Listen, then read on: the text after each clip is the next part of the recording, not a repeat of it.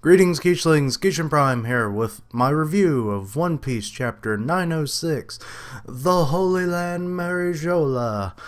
Um, yeah, this chapter was very enjoyable. I mean, the interactions and all that kind of thing, and just like the humor was good because of those interactions. And I mean, a lot of people kind of predicted that a lot of the people who were going would be friends of Luffy, and that they would kind of like form a nice little friendship of their own. But anyway, getting into it, the cover story, we've got the 10 a.m. checking of like various cleaning procedures that they do, which how much time do they spend cleaning a ship every day? I'm thinking this man overworks in certain respects, but Orlumbus apparently has a child called Corlumbus. It's never been once mentioned before, so I was a little surprised. Unless that's like maybe his second in command, and they like changed their name. But I I I have to think that's their kid. And I think it's a son, but it could be a daughter. It's hard to tell. And they had just like knocked out one of the crew members who hadn't been scrubbing good enough. But anyway, moving on to the chapter proper, we've got the Bondola, like where they go up to the Holy Land, the elevator kind of thing, and they finally reached the top of the red line, and Shirahoshi's like, whoa, this is so big because there's this giant staircase. And I mean, it's giant because, like, we see Neptune and Shirahoshi, who are massive in their own right. They are just specks amongst the even smaller specks of everyone else that was there. And we see these statues, and there's 10 of them. And I was starting to think, like, oh, it's like the original world nobles, which could still be the case, but there were 20 of those, and there's only 10 of these, and we see statues on the other, like, Bondola entranceways, so I'm not fully sure if it, like, it's for every single member of all the families, or just the heads of the family, or just notable members throughout time, because this would have taken a long time to make. But anyway, so they're mesmerized by it because now they are in the place where the descendants of the architects of the world live, and that place has changed names apparently because it is Mary Geolis, which I hate that name. I mean, you call it something one way for the better part of 20 years, and you don't want to change, you know? But yeah, Marijola, we see like the massive castle, which I think finally got its name in this chapter as the Pangea Castle or Palace. And it's like everything's beautiful, and Shirahoshi's like, oh, look, is that green thing over there a forest? And it's like, yes, but it's man-made, which then really makes me think, either they had to transplant trees, from other islands, like maybe some of the home countries of the original world nobles. They're like, I like that oak tree, let's bring it with us to the new house. Or they literally made the trees themselves, not just man-made forests, but man-made trees in forests. It's like, we can't have those dirty trees anymore. But I would think that would make that whole issue with the germs and like not wanting to breathe the lesser people's air and all that stuff, I think that's a symptom of their like isolation overall. I mean, it's been 800 years, and these people have been inbreeding and to make themselves into these perfect peoples. So I think that's something that developed over time, but I could be wrong. But anyway, like a guard is instructing the fishermen and everything to like hold on to these handles, and it's like, oh, what are these for? And it was like, the ground is moving, and it even knocked frickin' Stelly on his ass again. So I'm wondering if that's going to be a running joke, him getting knocked over or whatever every other chapter. But yeah, it's a travelator, kind of like those conveyor belt like walkways that you see at the airport. And it starts moving them along, and it's like, oh, well, this is so interesting, but Fukaboshi, he's like, oh, but father, I want to show Shirahoshi, the forest, it looks so lovely, the scenery. And she's like, yes, I agree, brother. It's like, please, father, can we? And he's like, well, of course. And it's like, well, we'll go with you, we'll walk on this. So they're not even on the path anymore. And Stelly's like, stupid fish, they don't know what's good. They're lower than anything in this world. And I'm thinking, you're lower than pond scum, so don't you be telling nothing about those lovely people. But, so, yeah, and then he's like, oh, I want to introduce these Trobel Tobers, or I can't even pronounce it. It's some made-up word because he couldn't remember that they're travelators. But Fukaboshi can sense something, which indicates maybe he has observation haki to some degree. I don't know, because that's usually how it works. Is they'll have this faintest sense of living beings, and then eventually you find out that it develops into observation haki. But underground, the Travelator is a giant conveyor belt being pulled by God knows how many slaves. And it was like, no brakes, move slowly, make it comfortable for the guests, all that crap. And then this one poor guy, he's like, save me or kill me. So, the seedy underbelly of the world nobles is on full display there.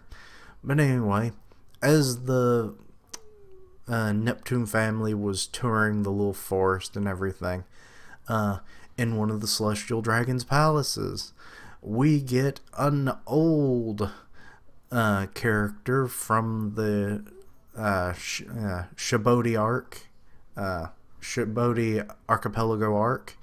What was his name? Charlos. And he's like, ooh, father, is a mermaid. A big one.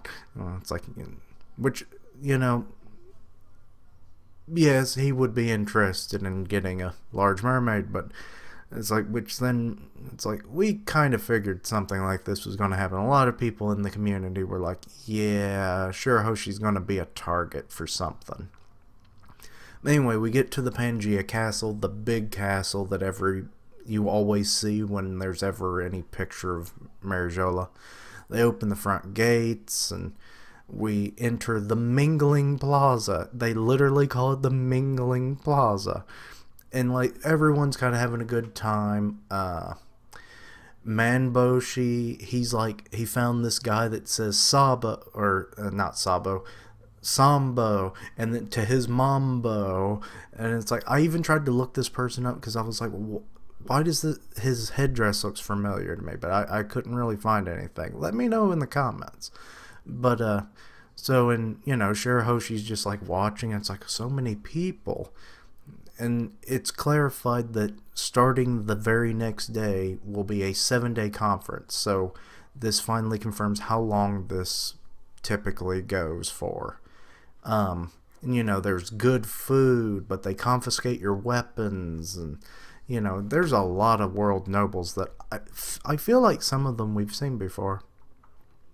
But, you got the bodyguards, and they're like, oh, look, father's, mingling quite well. That's a relief. And then comes the marriage proposals. Some unknown royalties are trying to, marry Shirahoshi off to one of their various sons, and it's like, you'll marry my son. He's single. Well, you wouldn't be marrying him, presumably, if he wasn't. Unless monogamy is not a thing to world nobles. But then it's like, hey, don't rush the sale, and I got a son too. It kind of looked like a gangster, to be honest. And some of these kids are one of them's doesn't look like a child at all. He looks like a 40-year-old man. But, Shirahoshi is just like, I don't know what to do. I don't know. You're not my type. And Fukaboshi and Ryuboshi are like, what? It's like, Shirahoshi, don't say that. And they like rush her off, and they're like trying to apologize. Oh, I'm sorry. It's a common phrase in our dialect. And Fukaboshi, doing ground control and or damage control, and then Ryuboshi's like, sister, you can't say it like that. At least say it's like, oh, I'd love to, you flatter me, or let's go out for food sometime or something, I even thought about like, I'm not quite ready for marriage, or, which I think they do say. And then, or just say like, oh, let me think about it. That could be indefinitely. So, yeah, and they're worried about an international incident, which there's going to be an international incident at this thing. There is. But anyway, moving over, we have Rebecca and Vivi are meeting each other, and Rebecca's like looking at how cute Leo looks, and he's pouting. It's like, oh, you're not supposed to say that to a warrior. She's like, oh, I'm sorry to offend you. And he's like, oh, it's okay then. And eventually it gets out, Leo running his mouth off again, even though it was mentioned by King Riku to not mention anything about Luffy and their affiliation with him. But, he's like, oh, we're Luffy Land's henchmen, And it's like, oh, Luffy then. That's so lovely. And, you're talking about the various things, like how their reputations have gotten, worse over time. But Vivi's like, they probably haven't changed at all. So, they're having a nice little conversation. And we get, probably the part I hate most about these chapters is that we get refreshers on the various arcs to how they, how they befriended these various countries, royalty, and, leaderships. I mean, that's what the internet's for, to look up or reread the chapters or something, So I dock the chapters for that. But anyway, so they're, continuing on with their conversation, talking about like, oh, how Vivi had read something in an article about like what happened in Dressrosa, and it was like, oh, I knew they must have helped somebody.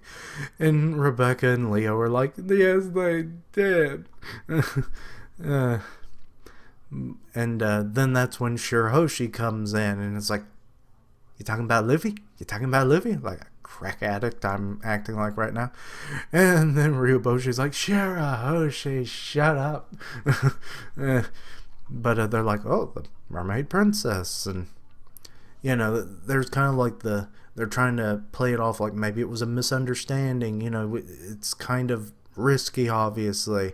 I mean, if it ever got out that these people were affiliated with a notable pirate, especially with his recent bounty, yeah, they'd probably all be tried for treason and killed on the court grounds right now. So they're trying to keep that under wraps. But then it eventually got cleared up that, yes, we did mention Luffy. And it was like, oh, that's lovely. We're indebted to him too. And then Rebecca and Vivi are like, same. Well, they can't call them twinsies, but triplets? Trippies? That's not a thing. But anyway. So yeah, they're the Luffy love fest continues when, we see like Fukaboshi talking to Igaram and Viola, and I was like, oh, that's nice. So everyone's getting along. That's great. And then Sai comes in his stylish little duds. They're like armor mixed with like old fancy clothes. Well, actually, no, wait. He wore that collar before, and he had a cape. So just normal duds mixed with some fancy stuff. So he comes in and is like, oh, Rebecca from Dressrosa, it's been a while, like a month. Oh, that man, it's like, you're Jin Chao's grandson, right? And, Leo's like, Sai, you're here? He's like, oh, hey, little bro. It's like, what you doing? And it's like, oh, I'm a secret bodyguard, which then proves that I guess they've been hiding in Rebecca's dress this whole time. But he mentions, like, what are you doing here? You're a pirate. Leo, you're literally the same, so redundant. But he's like, oh, I'm going to tell you a thing or two. I'm going to cut ties with my country. So he says with the country, but I assume he means his country. So he'll probably hand it off, like, to his brother, maybe. Or I don't know who he would hand off his country to. But anyways, so, then we get the, expected but unexpected at this timing, Wample showing up. And he's like, oh, Vivi, aren't you a vision? And she's like, oh, Wample, you punk. Don't you... I don't want to talk to you. But, yeah, and he's with his wife and their little dog. The dog is the cutest thing about that whole family. And it's like, how did you get here? Why are you here? And he's like, oh, didn't you hear? When I flew away, I became the king of a country after I amassed a fortune. And Shirahoshi's like, oh, are they Luffy's friends too? Vivi's like, nope, he's an enemy. Then, yet again, a little tidbit about the Drum Island arc and all that. And he's just kind of running off at the mouth, saying it's like, oh, Vivi, how's your father doing? Oh, wait, I already know because I just talked to him. I'm a jerk. And his wife is just laughing like crazy. I just don't like those people. Most world nobles I don't think I like. But in comes Dalton and Dr. Kureha, and they even have like one of the... I always forget what they're called. I think I called them a hiker rabbit, but I don't think that's actually what they're called. And if I'm looking at this right, I think he has a chopper hat on with little antlers on the side. But anyway, he's like one of their bodyguards. And he's like, what the...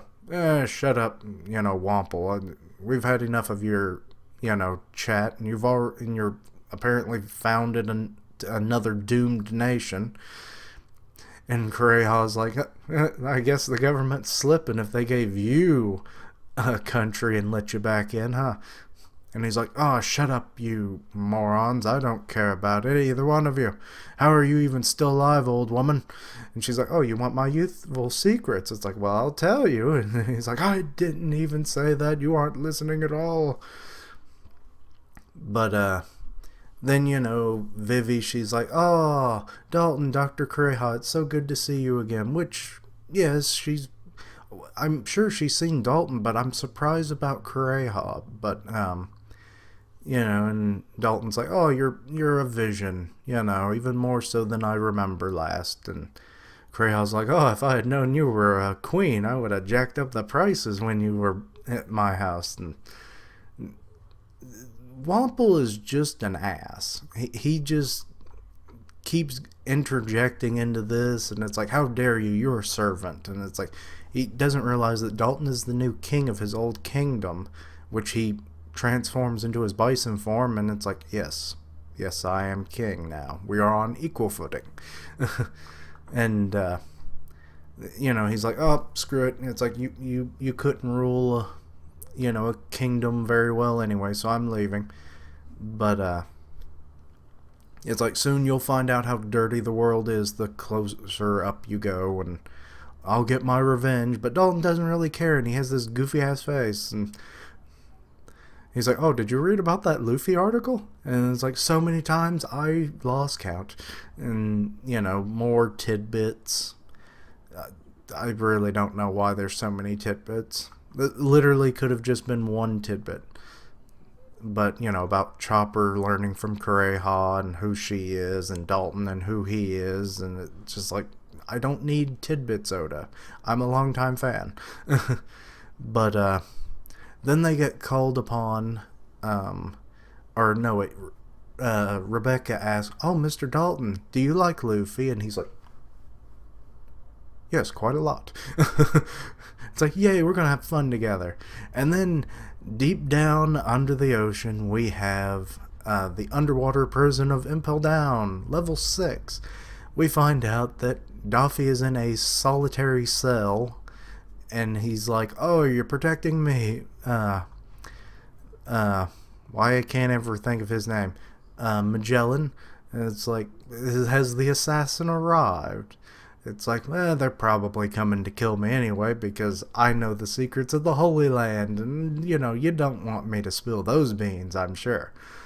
So they'll kill me to seal these lips. And it's like, but power doesn't last for long. It rots ever so fast. And then back in Marijola, we see, I assume, a world noble going into like this freezer room, and then on a pedestal or on like this like indent in the wall, amongst other indents, we see a giant straw hat. And I'm going to go into a little bit of Kishin Prime theory time. I think why this is significant is, okay, this person is holding Luffy's wanted poster and another one we cannot see. I think it's Rogers, because he was known for having a straw hat in his early days, and albeit, he didn't wear them in his later years, so, that could be flexible. But I think the whole reason why there's a straw hat there is because it was an artifact from one of the original kings. And they kept it in a freezer because, well, straw is going to decay, especially after 800 years. So they wanted to preserve it. And there could be like a unknown, like, prophecy that is starting to be fulfilled in a way. Like, every time someone emerges into the world bearing a straw hat, the world changes. With this, a world noble brought the world together. Roger, not always wearing a straw hat, but did at one point, brought the age of piracy, which then led into Luffy, who is, over time, kind of changing the world's opinions on a few things here and there, on a much smaller scale than, like, say, his father.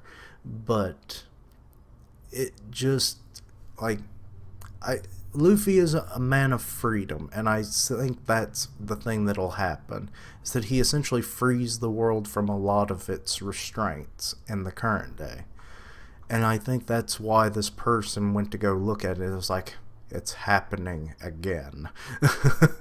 But yeah, that's about all I really have to say about the chapter. I mean, overall, I liked it. The tidbits were probably the downside of the whole thing for me. So it's not a perfect chapter.